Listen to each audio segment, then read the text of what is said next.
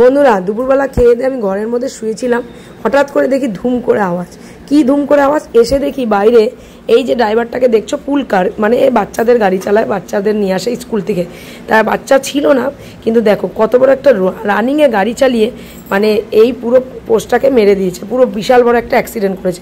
সে drink করে নেশা করে গাড়ি চালাচ্ছিল। তাহলে বুঝতে পারছো একটা বাচ্চাকে আনতে যাচ্ছে নেশা করে।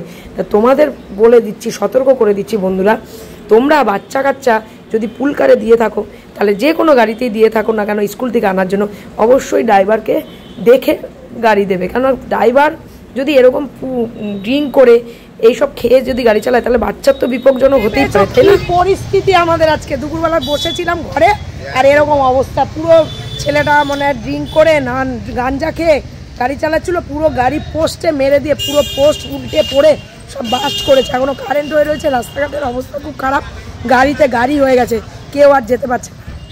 জানি না আমরা কিভাবে প্রস্তুতি নেব।